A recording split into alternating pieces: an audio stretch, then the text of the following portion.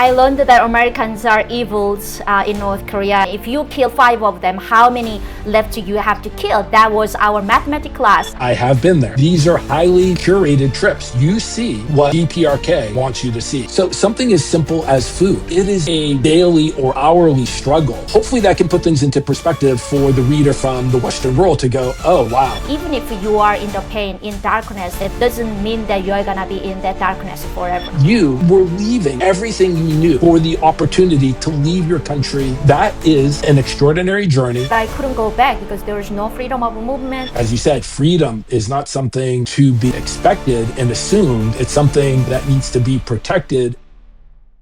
Hi, I am Eun-hee Park, a North Korean defector and the author of The Courage to Die. In this series, I invite readers of my book and supporters of North Korean human rights into conversations that go deeper than politics or headlines about North Korea.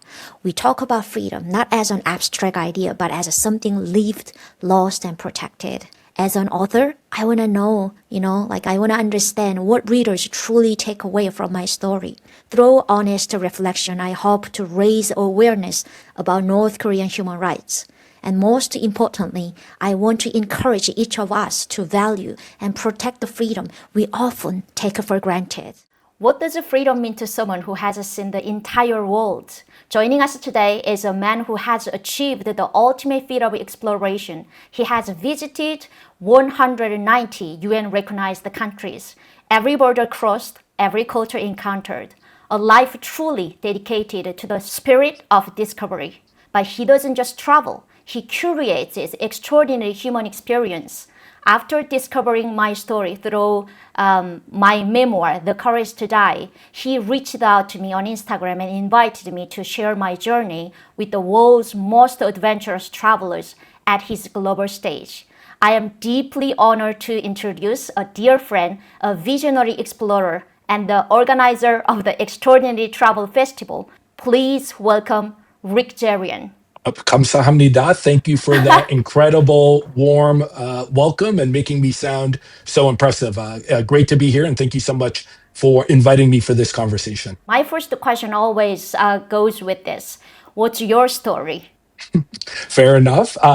My name is Ric Gazarian. I'm from the United States, and for the last 15 years, my life has been focused quite a bit on travel, and my goal is to travel to every UN member country in the world.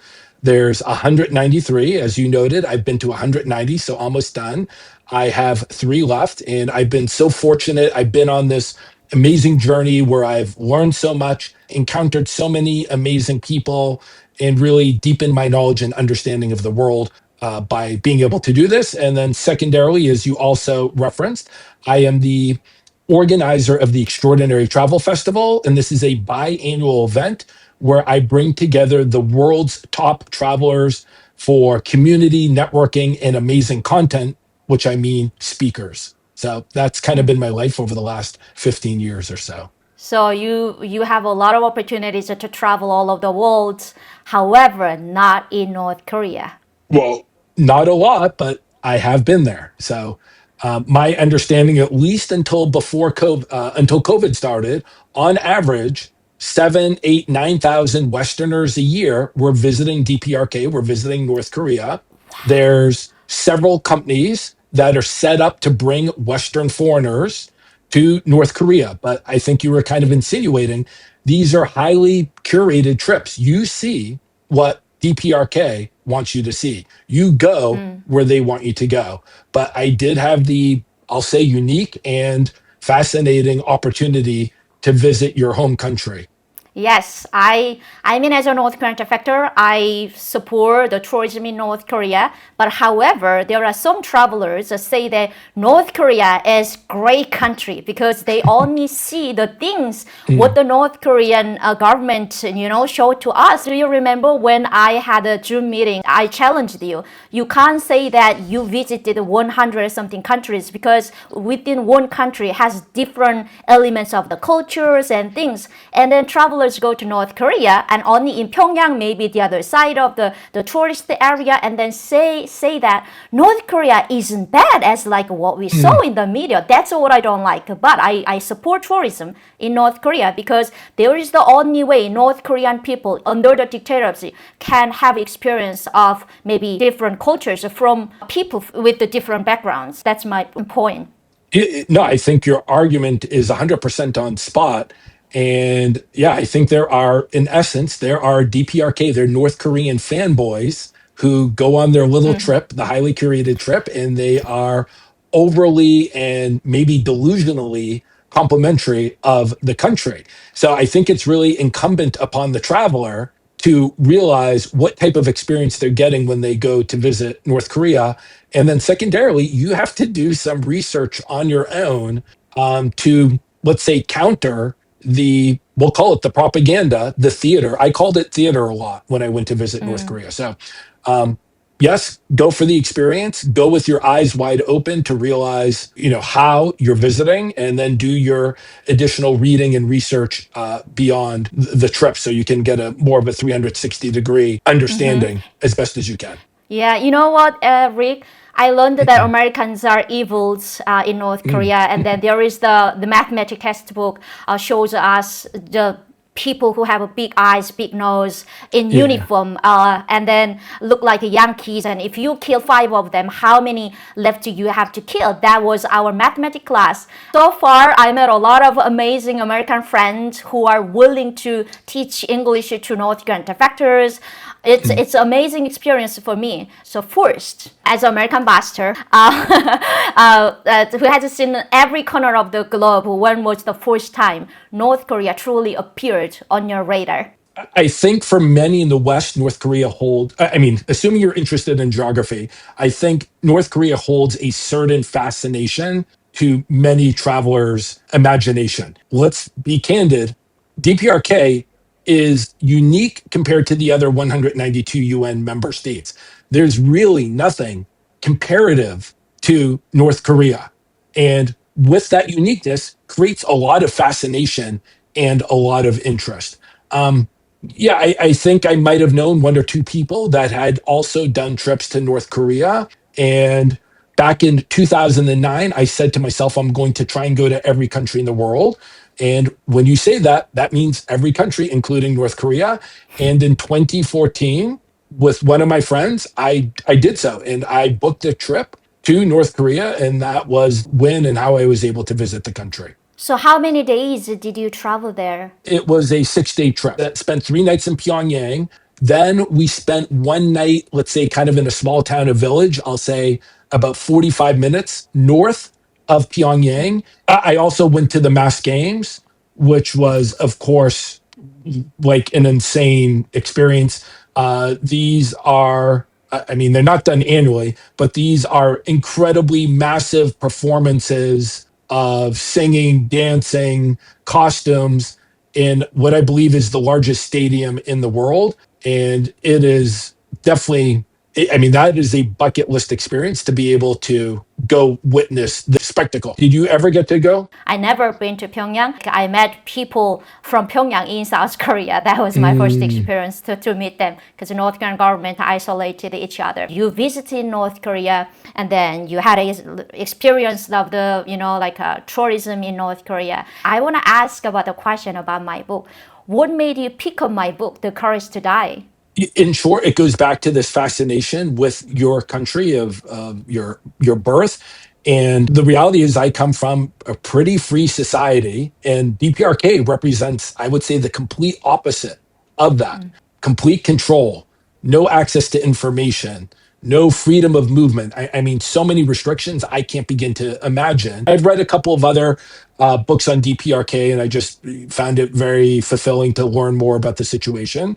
And yeah, I saw you on Instagram. We started DMing a little bit, and then I realized you had a book, and I'm like, I want to know her story. I want to know a little bit about her life, her journey, her story. So picked it up. Great read, powerful read, upsetting read, sad read. But yeah, I mean, very, very glad I got a copy and zoomed right through it over a couple of days. After reading The Courage to Die, what is one aspect of daily life or human emotion in the North that completely surprised you? Yeah, I don't know if it's completely surprised because I think I have some level of sense. But I mean, just one thing that sticks out, and again, I'm always going to contrast my situation, my life, comparatively to yours. So something as simple as food.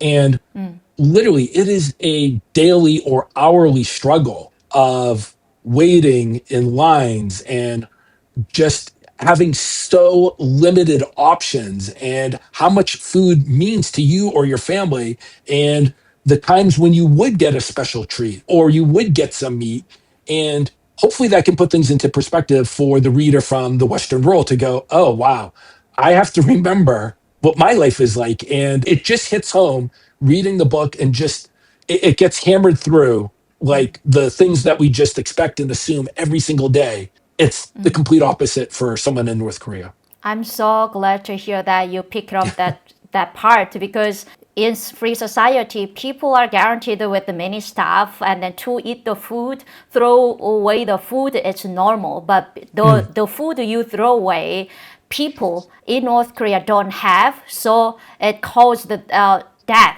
That's the reality of North Korea. Was there a specific moment in my journey where you felt a deep personal connection or thought, I've felt that way too? I'm going to say I felt a deep connection multiple times, and not because Please I've tell me. experienced. I mean, I teared up. I teared up multiple times reading your book, and it was mostly over your interactions with either your parents or your grandparents, and it was so heartbreaking with what you went through as a child, as a teenager, and obviously, not every family in the West is perfect, of course. I mean, there's a lot of broken families and bad parents. But I mean, me personally, I mean, I was very fortunate. And really, what you went through year in and year out, my heart went out to you just so many times reading that book. So, I mean, I felt a lot of connection, or I felt your pain reading through a lot of those interactions you had.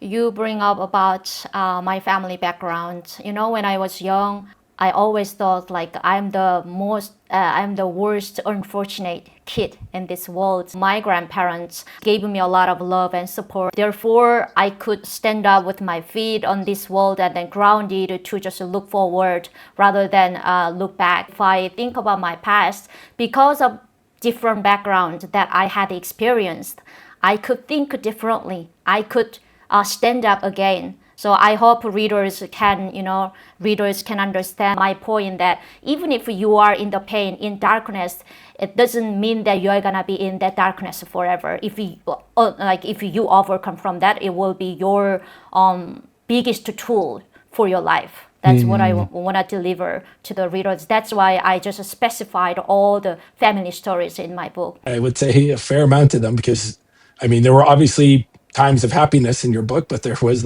but I would say more so a lot of unhappiness and pain.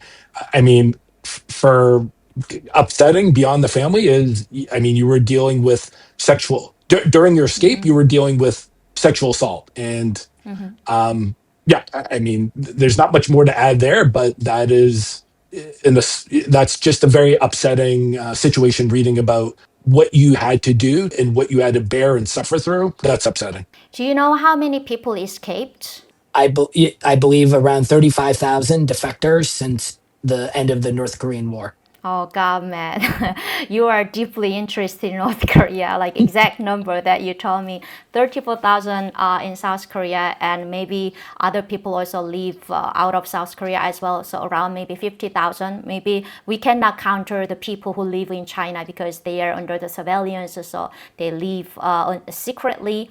So about maybe 50,000, and not many people from my hometown. I'm not only talking about the life in North Korea, but I also talked about the struggles in a free society North Korean defectors face. So after reading The Courage to Die, how has did you have any new perspectives towards North Korean defectors living in the US or elsewhere in the world?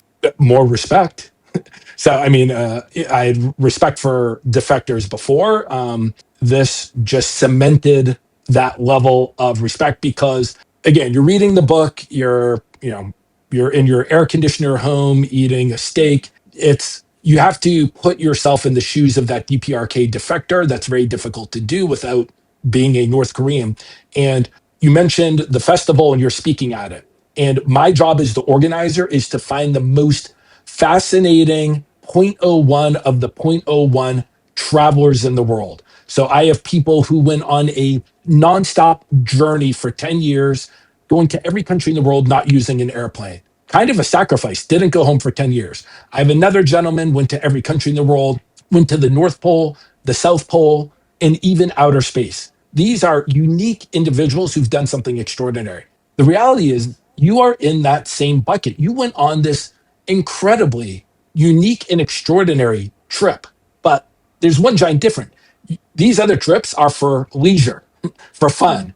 And yours, I mean, the reality is your book title, it's not an exaggeration. The Courage to Die. You were leaving everything you knew, from your family to your school, to your friends, to your home.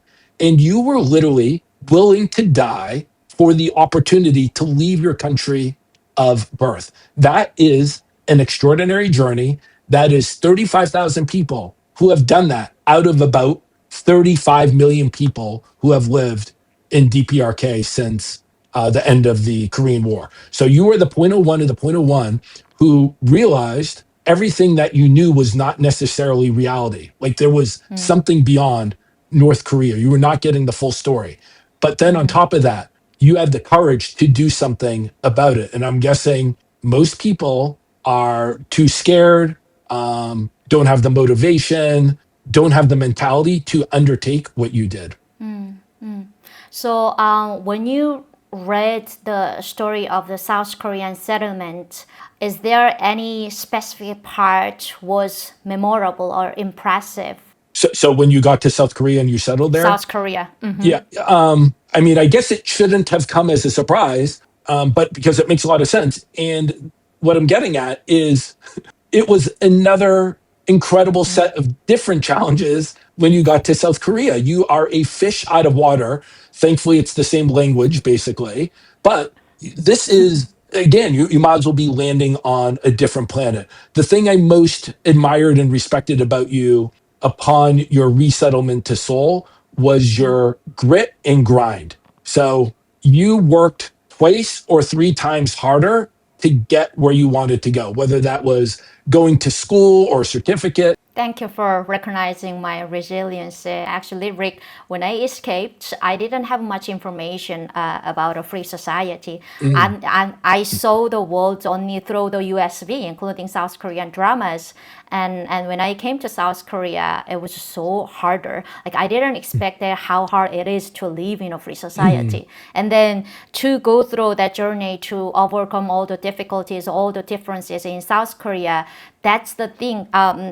I learned that freedom isn't free, unless you take responsibility. When people say they're like, oh, this is, they have a lot of complaints about little things. I mean, they can literally change it. It's nothing compared to North Koreans. For example, oh, it's too hot. Why don't they turn on the AC? I mean, man, in North Korea, we don't have AC. We just go to the sea to sleep, by using the breeze as like a fan and AC. And now you're complaining this little stuff. Let me add on one other thing. I mean, the other thing people have to realize is you are completely isolated and alone. When you get to Seoul, there's no more family, there's no more friends. You are starting from ground zero. And yet, without a support system that so many people have, you are again at a major disadvantage that you had to overcome. So just more resilience and more grit by doing it literally by yourself. I mean, I don't want to give the credit on me, all the stuff. I respect all the North Korean defectors. As you mentioned, in America, in other countries, family problems is universal. So even if North Korean defectors come to South Korea and other country with their family members, because the mom escaped first, and then maybe the children lived in North Korea for maybe for 10 years. When finally the mom brought her daughter in South Korea, they didn't have attachment at all. So there are the other problems that I didn't have. So I respect all the North Korean factors, but of course I had no one to ask help in South Korea. I've been through a lot of stuff, as you mentioned. If you could have sat next to me during one of the most difficult moments described in the book, what is the one thing you would have wanted to ask me or say to me then? Well, I'm going to pick a point that actually took place in South Korea. And I don't know. So one of the one of the other sections in the book that I just found so powerful and moving is you were very close to your grandmother. You had ups and downs in the relationship, but nonetheless, this was a real important relationship in your life. Actually, I'll make it two parts. I mean, how, and I can't imagine it. So, how difficult you take your little bag and you're leaving Wonsan to go up north to the border, and that's it. You're saying goodbye to these people. So, how difficult was it to leave your grandmother at that point? That's part one. But part two, you got money to someone in North Korea to bring your grandmother, I think, to the border, who handed her a phone. So this was after you defected. And then you got one more chance, one more opportunity to speak to your grandmother. And then this was the second final goodbye. And that was it. Like your grandmother disappeared into the ether. I mean, so I don't know if it's so much of a question versus a commentary, but how difficult were those two moments in your life, saying goodbye in person, and then your grandmother is even older when she gets to the border to make that one phone call when you're a free woman in South Korea. I mean, I that can toughness answer. right there. Yeah, the toughness right there is next level. I mean, you brought up two questions very important for me to explain to the people as well, because actually, to be honest, when I left North Korea and didn't have any chance to say goodbye to my grandparents, wasn't harder than the moment that I called with my grandmothers in South Korea, because when you decided to escape in North Korea, you have to you made a decision to face your life to get the freedom. So also make sure that your family is in danger because of you. So make the distance from your families already unwired. So back then it wasn't hard, but when I called my grandma in Yangon province, so I was in North Korea, Chinese, near Chinese border. When I heard my grandpa, who was sick for 4 years, passed away, that was the hardest moment for me, because as you read my book, she changed my diapers and she made the straws with the wood. I had a lot of the like attachment, the relationship with my grandfather, because he was a disabled person and didn't have a left arm, but still he loved me. So that moment, but I couldn't go back because there was no freedom of movement. That was the hardest moment. And in my book in South Korea, I worked so hard to make money to send my grandmother. And then when I sent money, the broker actually didn't respond at all. I thought if I heard my grandma's voice, maybe it makes me easier to live in South Korea. However, it was opposite. Once you hear your loved ones, you wanna hug, you wanna cook, you wanna share the things you have. That's the human nature. So that's what I can explain. It's so for me, to call with my grandmother in South Korea and then didn't have a chance to say goodbye again in South Korea was harder than I didn't say goodbye in North Korea. It's if I just talk about my grandparents, I can feel from my heart. I can feel it. Mm, So of course. yeah, they are my heroes, and I miss them. Mm. You invite me to speak at the Extraordinary Travel Festival. How do you think sharing North Korean stories at a travel-focused event can help change the way people think about global freedom and human rights? Again, so many people at my event coming up I'm going to guess at least half of them have been to DPRK, maybe 70%. And the other 30% want to go. So this audience, I'm going to imagine, is different than the other audiences you speak to, but you are North Korean. So we're going to hear directly from a DPRK citizen and perspective and perception. And I think hearing the real accurate story of the real DPRK will give us a better perspective and perception on life, and then frame our life a little bit differently. So I give the same examples of how soft and easy our lives are. And you're joking like, hey, why didn't someone turn on the AC? Or it should be 21 degrees, not 22.5. I'm upset. I'm going to call the manager. And I think when we speak to someone like yourself, who is so courageous, so resilient, and you describe your real life in DPRK, not the fake version of the memes in the internet, this gives all of us in the audience much better perspective on what matters in life. As you said, freedom is not something to be expected and assumed. It's something that needs to be protected and earned and loved. So I think those Exactly. are some of the things. So you simply are a real life example and reminder of what values we should admire and appreciate, because you have lived both sides of the coin. And there's very few people, like 35,000, who are able to tell Yeah. that story. What is the most important practical lesson from my book that they can, a lot of people can apply to their daily lives to become more resilient and aware? Well, I mean, I think that is the lesson. And I mentioned one of the other travelers who's speaking at my event. His name is Thor. And he left Denmark in 2013. He said, I'm going to travel to every country in the world without using an airplane. I'm going to spend a minimum of 24 hours in each country, and I'll never return home until I finish it.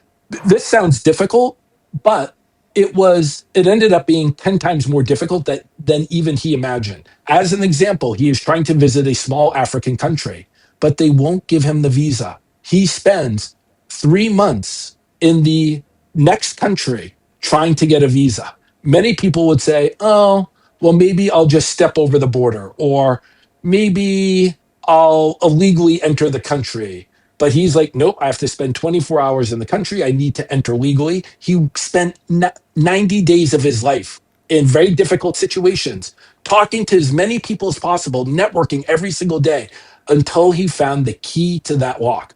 So we talk with each other, and he has an incredible high level of grit, of resilience. He could have quit any time during those 10 years, gone home to his family, his girlfriend, his apartment. You are in that same category, but times 10, times 10. So your level of resilience, and to me, this is the book, your resilience to survive in North Korea, your resilience and grit to escape North Korea, go through China, Laos, and Thailand, and then your resilience once you get to Seoul, and then overcome all those incredible challenges in this new, weird, crazy country. For me, for I think most people reading the book, it's about human nature and those who have the grit and the perseverance to overcome the most toughest challenges in the world. Thank you, Rick. So my last question, since you are as a world traveler, if you could visit Wonsan, a coastal city in North Korea where I grew up, what would you want to experience first and why? If I ever had that opportunity, I would also want, I mean, obviously, these are probably very improbable things. If I was ever able to go to Wonsan, I would want to go with you. I would want to trace your steps. I would want to see your grandmother's home, your father's home. You lived in an orphanage. I would want to go there, your school, your favorite market, the place where on a very lucky day you were able to get a treat. So I would want to somehow be able to retrace your steps of the most important places that affected you. That's the my main goal of traveling. Meet local first and then have a local experiences. So I will definitely bring you there, and then I'm gonna introduce you as an American pastor. I'm gonna make sure they don't hit you because you are from America because they got brainwashed. So one more time. since you read my book intensively, and then like got a lot of impression, how can you describe my book in one sentence to someone who never read about North Korea yet? A couple of different things. One is as simple as learning about the real life in North Korea. Again, because we can go read a lot of junk on the internet about what life is like, but this is a real account of an average person's life within the country. And I'm going to point to the theme again of the resilience and the courage. And statistically, we just look at the numbers. 25 million people, I believe, live in DPRK. On average, like 1,000 people defect. Who are these? What is so special about these 1,000 people out of the 25 million that give them the motivation, the desire, the courage to try and escape at all cost? That's the story. Thank you so much from the bottom of my heart. Thank you for sharing your precious values that guided you. I cannot wait to go to Bangkok to meet you in person and then meet a lot of extraordinary travelers. Thank you, Uni. Pleasure to speak with you and learn even more about your story. And again, also very, very excited to welcome you to Bangkok, where you're going to be a VIP celebrity as you walk around the event. Thank you so much, Rick.